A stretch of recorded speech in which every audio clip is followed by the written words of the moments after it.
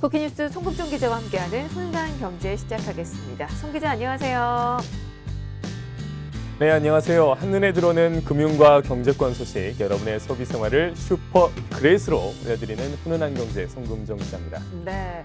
자, 오늘은 어떤 슈퍼 그레이트한 정보 준비되어 있나요? 요즘 가장 핫한 건요, 바로 아마 가상화폐일 것입니다. 비트코인, 이더리움 등 이름도 생소한 보이지 않는 돈이 투자자를 움직이고 있는데요. 오늘은 그 가상화폐에 관해서 한번 알아보도록 하겠습니다. 네, 뭐 요즘 가상화폐는 몰라도 비트코인은 모르는 분 없을 정도로 아주 대중적인 인지도를 가지고 있는데요. 이 가상화폐 열풍 짚어보고 가도록 하겠습니다. 자, 일단은 현재 상황 좀 볼게요. 가상화폐 하루가 멀다 하고 이렇게 시세가 변하는 것으로 알고 있는데 얼마 전에 이게 한번 대폭락한 적이 있죠? 네, 지난달 22일이죠. 대표적 가상화폐인 비트코인이 하루 동안 30%가 넘게 떨어지는 최악의 폭락장을 맞았습니다. 그 후 한국과 일본 등 일부 투자자들이 매수에 나서면서요. 비트코인 가격이 다시 반등했지만 가상화폐 시장이 과열되면서 투자에 좀 신중해야 한다는 목소리가 커지고 있습니다. 네.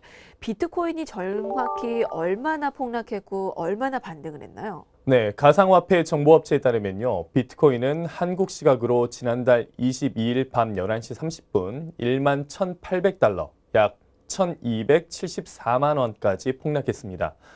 불과 24시간 만에 가격이 30% 가까이 떨어진 것인데요.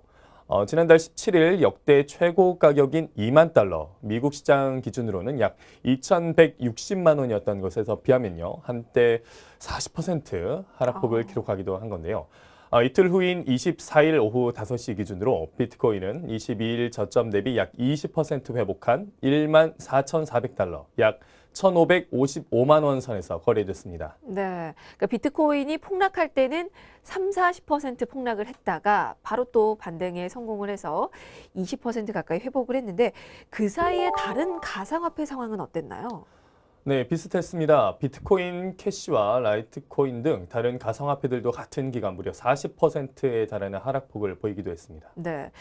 왜 그럴까요? 이유가 궁금한데 이렇게 몇몇 가상화폐 시세가 갑자기 급락한 이유 어디서 찾을 수 있습니까?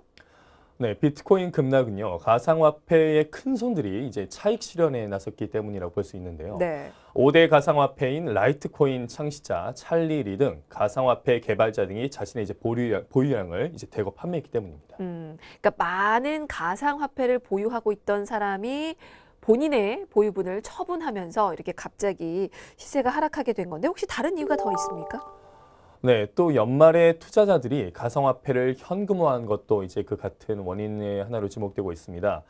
그래서 이제 그 가상화폐 큰 손들이 이제 떠나는 시장을 이제 한국과 일본의 이제 개미 투자자들, 이제 개인 투자자들이 떠받치는 모양새를 보이고 있다는 현재 그런 지적도 나오고 있습니다. 네. 그러니까 큰 손들이 본인의 보유분을 팔고 그리고 연말이다 보니까 이 가상화폐를 현금화하는 경우가 많아서 시세가 하락했지만 곧바로 개미 투자자들로 인해서 바로 반등했는데 근데 불안한 게 이게 언제든지 다시 급락할 수 있는 거잖아요. 네, 맞습니다. 세계 가상화폐 물량 40%를 점유한 1,000명이 언제든 그 시장 가격을 이렇게 출렁이게 할 수 있는 만큼 가상화폐의 불안한 가격 변동성을 둘러싼 우려는 아직까지 계속해서 나오고 있습니다. 네. 뭐 큰 손들이 팔아도 많은 개미 투자자들이 그 뒤를 떠받치는 형상이어서 이게 시세가 오르락내리락 하고 있는데요. 사실 앞으로 상황이 또 어떻게 될지 아무도 장담을 할 수 없는 거잖아요. 그래서 더 우려되는 부분이 있을 것 같은데요.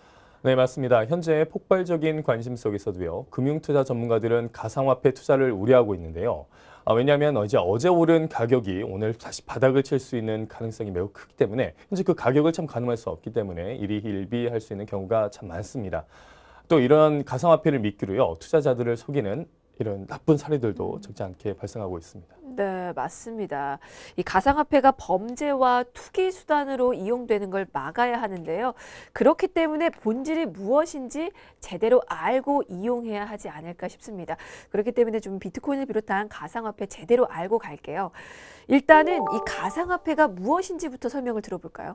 예, 가상화폐는 인터넷상에서 발행하고 거래되는 돈을 말합니다. 지폐나 동전처럼 실체는 없지만요. 법정 통화와 마찬가지로 투자와 결제, 송금, 펀딩 등의 역시 이용을 할 수가 있고요. 네.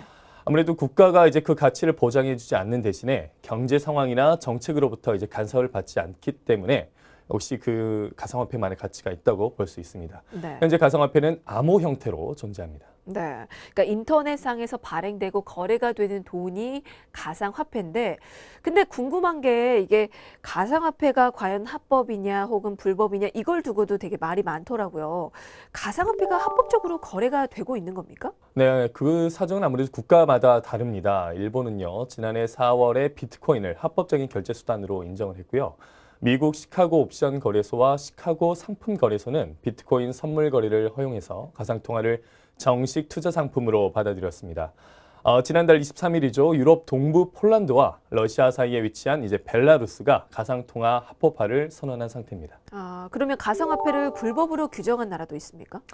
네, 맞습니다. 현재 중국과 러시아, 인도네시아 등은요, 가상통화 거래를 전면 금지하고 있습니다. 우리나라는 어떤가요?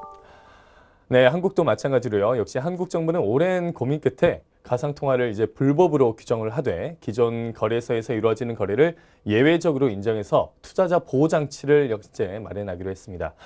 이에 따라 정부 합동 태스크포스는 거래소 자격 요건 강화, 미성년자 및 외국인 거래 금지 등의 규제 방침을 현재 밝힌 상태입니다. 네. 그러니까 우리나라는 가상화폐에 대해서 전면 금지도 아니고 그렇다고 전면 합법도 아닌 그런 상태인데 현재 우리나라가 이 가상화폐에 대해서 가지고 있는 입장 그리고 규제 내용에 대해서는 잠시 후에 좀 더 알아보기로 하고요. 일단은 가상화폐에 대해서 좀 더 알아보고 갈게요. 종류가 사실 많더라고요. 뭐 이제는 거의 모든 국민이 알 정도로 비트코인 사실 모르는 분들 거의 없는데 이것 말고도 종류가 정말 다양하던데요. 네, 가상화폐 종류는 참 다양합니다. 비트코인, 앞서 말씀하셨던 비트코인 외에도요, 이더리움, 리플코인, 라이트코인, 대시 등 무려 700종이 넘는데요. 아무래도 가상화폐의 원조격이라고 할 수 있죠. 비트코인은 지난 2009년에 처음 등장했습니다. 현재 비트코인 시가총액은요, 지난달 기준으로 310조 원을 현재 넘어섰고요. 비트코인의 발행량은 이제 따로 정해져 있는데요. 네. 오는 2140년까지 총 2100만 비트코인이 발행될 예정입니다. 네. 사실 가상화폐 종류가 굉장히 많은데 비트코인이 워낙에 대표적이라서 이게 굳이 구분을 하자면 비트코인과 비트코인 아닌 가상화폐 이렇게 구분을 하더라고요. 네, 비트코인 외에 나머지 가상화폐를 알트코인이라고 부르는데요. 그중에서도요, 이더리움은 그 비트코인 다음으로 시가총액이 높습니다. 그렇군요. 그러면 가상화폐는 이게 어떻게 구매를 하고 어떻게 이용합니까? 네, 가상화폐는 보통 거래소를 통해서 구매를 할 수 있습니다. 거래소에서 계좌를 개설하고요, 돈을 입금하면 가상화폐를 살 수 있는데요. 그렇게 구매한 화폐는 월릿이라는 전자지갑에 보관하게 됩니다. 그러니까 돈을 은행이라든지 지갑에 넣고 보관을 하듯이 이 전자화폐를 전용으로 보관할 수 있는 지갑이 따로 있는 거군요. 네, 월릿은 핫월릿과 콜드월릿 이렇게 두 가지로 나뉘는데요. 핫월릿은 네트워크에 접속되어 있는 지갑으로 PC나 스마트폰에 보관을 할 수가 있습니다. 반대로 콜드월릿은 네트워크에 접속되지 않은 지갑을 말하는데요. 네. 전용 단말기를 이용하게 됩니다. 예를 들어서 USB나 PC에 이렇게 접속을 해서 이제 데이터를 옮겨가면서 이렇게 사용을 하게 되는 건데 그 말고도 또 인쇄된 QR코드로 데이터를 넣어서 사용하는 페이퍼 월릿도 있습니다. 월릿 한 개는요, 가상화폐를 여러 개 보관할 수가 있습니다. 근데 사실 인터넷상에서 거래가 되는 만큼 좀 보안에 민감하잖아요. 전자지갑에 보관을 하면 안전한 겁니까? 네, 핫월릿은 아무래도 해킹 등 보안 사고에 노출될 수 있습니다. 하지만 특정 서버의 데이터가 저장되기 때문에 분실 위험은 아무래도 적겠죠. 콜드월릿은 이제 해킹으로부터 있는 그 위험 리스크가 좀 자유롭지만 단말기를 잃어버리거나 혹시 고장이 나면 데이터를 복구할 수가 없게 됩니다. 우리가 지갑을 잃어버리면 그 안에 들어있는 돈도 찾을 수 없는 것과 마찬가지 원리군요. 네, 그러면 가상화폐는 어떤 기술을 이용한 겁니까?